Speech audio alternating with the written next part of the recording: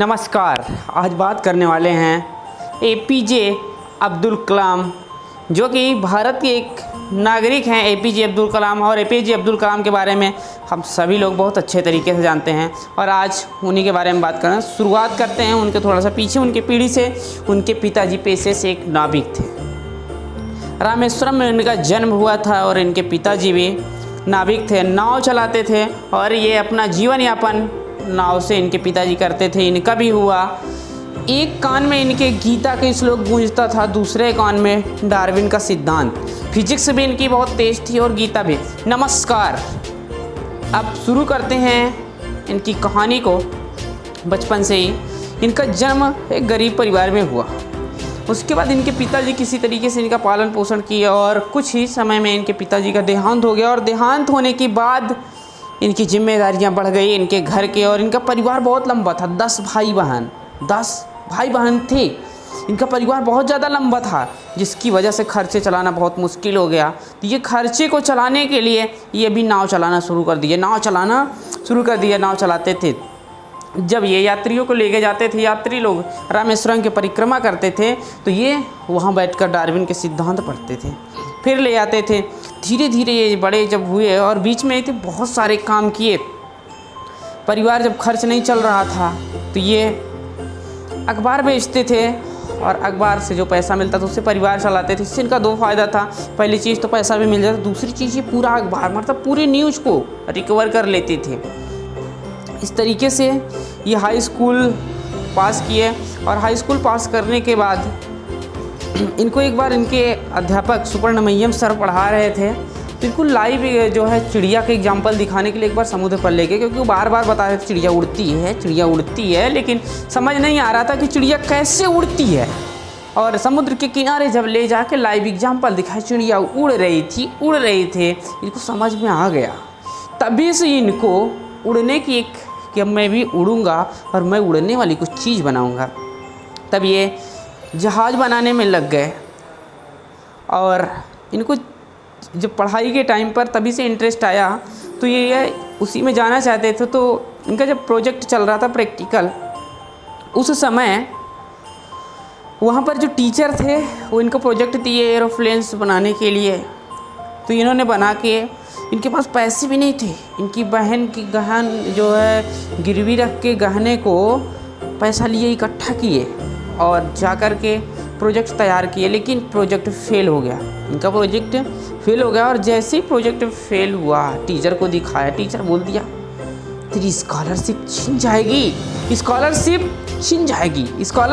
छिन जाएगी। अब इतने में तो इनका दिमाग पूरे तरीके से चकरा गया। बोले 1 महीने का टाइम दे दीजिए, मैं इसकी एकदम परफेक्ट। बोला अध्यापक 3 दिन का टाइम मिलेगा, 3 दिन का, अगर कर सकता है तो कर ले, 3 दिन का टाइम।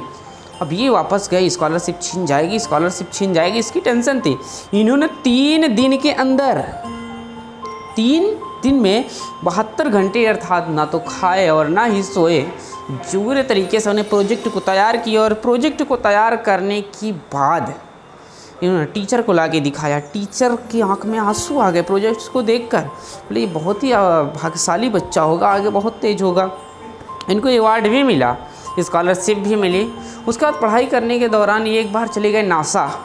पढ़ाई करने के बाद नासा गए। नासा अमेरिका की जो सबसे बड़ी कंपनी मानी जाती है। और ये नासा गए तो वहाँ पर नासा में इनको नागरिकता अमेरिका वाले देना चाहते थे कि हम जो है नागरिकता दे दें इनको, और ये नागरिकता देने के बाद कोई यहाँ शादी वगैरह कर लेंगे और यहीं आपकी ज़िंदगी एकदम बढ़िया से बीत जाएगी।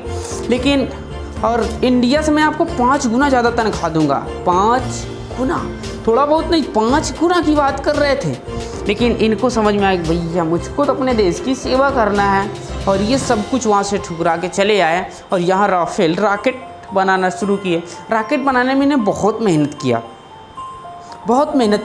साइकिल से लाद के ले जाते थे, वुलक गाड़ी जो बैलगाड़ी होती है ना, उससे भी लाद कर ये राफेल को ले जाते थे बनाने के लिए। वहाँ पर एक मदरसा था, उसमें इन्होंने अपने रॉकेट्स वगैरह के ऑफिस बनाए। गौशाला में, मतलब ऐसी जगह पर जहाँ कुछ करने लायक नहीं था वहाँ ये काम किए। और वहाँ काम करने के बाद रॉकेट बनाए, ले जाके समुद्र तट पर ट्रायल किए, लेकिन रॉकेट फेल हो गया। जब रॉकेट फेल हुआ तो इनको घबराहट होने लगी कि अब मीडिया को क्या जवाब देना है, क्योंकि मीडिया बाहर आके खड़ी थी। मीडिया को क्या जवाब दें? इनके जो कमांडर थे, जो इनके अंडर में, जिनके अंडर में ये काम कर रहे थे, वो बोले चलो अब्दुल कलाम, मैं हूँ तुम्हारे साथ, मैं हूँ तुम्हारे साथ, तुम चलो मीडिया के सामने। और मीडिया है, तुमने देश का इतना पैसा बर्बाद कर दिया, ये दुनिया भर के क्वेश्चन करने लगे। और वो तुरंत माइक पकड़ लिए, बोले मेरी टीम बहुत मजबूत है, इस टीम को 1 साल का समय दिया जाए और 1 साल में ये इसको करके दिखाएगी, तुरंत इसको करके दिखाएगी 1 साल के अंदर अंदर। 1 साल इनको डबल उत्साह मिली और ये अपनी टीम के साथ लग गए। और टीम के साथ लगने के बाद इन्होंने ऐसी मेहनत की, ऐसी जी तोड़ मेहनत की भैया, रॉकेट को सफल बना दिया। अब तो भैया खुशी के दिन आ गए थे एकदम। अब उनके जो इसके अंडर में काम कर रहे थे, वो माइक, मीडिया आई तो माइक उनको पकड़ा दिए। इससे उन्होंने क्या बताया कि मैं इससे सीखा कि जब फेल हो तो अपने ऊपर ले लें, और जब पास हों तो क्रेडिट पूरी टीम को दे दें। एक बात मैं बीच में बताने को भूल गया आपको, मैं बता रहा हूँ, इनकी कहानी बहुत इंटरेस्टिंग है। 32 साल की उम्र में जब ये बना रहे थे ना, इनकी सगाई तय हो गई थी और सगाई वाले आके घर पे इंतज़ार कर रहे हैं, अब APJ अब्दुल कलाम आएगा, अब आएगा। आए नहीं, भूल गए मेरी सगाई है, क्योंकि इतना ज़्यादा काम में लीन थे। और आज यहाँ शादी होने के बाद भी लोग अपने काम पर ध्यान नहीं देते हैं, इतना ज़्यादा काम से इंटरेस्ट। और उसका रिजल्ट क्या निकला? APJ अब्दुल कलाम को पूरी दुनिया जानती है, हर चीज़। उसके बाद इंदिरा गांधी से मिलना चाहे ये, मतलब इंदिरा गांधी उनको बुलवाई तो इन्होंने बताया भैया मैं इंदिरा गांधी से ऐसे फटे कपड़ों में क्यों। उनके जो मैनेजर थे जो बोले कि यार तुम्हारे ऊपर तो अब सफलता का लिबास चढ़ चुका है, तो काहे के अन्य की टेंशन लेते हो। गए APJ अब्दुल कलाम से मिले, उस समय अटल बिहारी वाजपेयी जी थी। अटल बिहारी वाजपेयी जी से इन्होंने हाथ मिलाना चाहा तो उन्होंने हाथ नहीं मिलाया, वो गले लगाए। इंदिरा गांधी बोले अटल बिहारी तो क्या कर रहा है भैया, ये मुसलमान है। बोले ये मुसलमान नहीं, ये हमारे भारत का सबसे पहले नागरिक है, दूसरा रॉकेट बनाने वाला मैन है। इस तरीके से उनको कई अवार्ड मिले। 1981-82 में भी उनको कई अवार्ड मिले। सफलता मिलती गई। इन्होंने बहुत सारे ऐसे रॉकेट्स बनाए जो चीन, पाकिस्तान, अन्य देश के पास नहीं थे।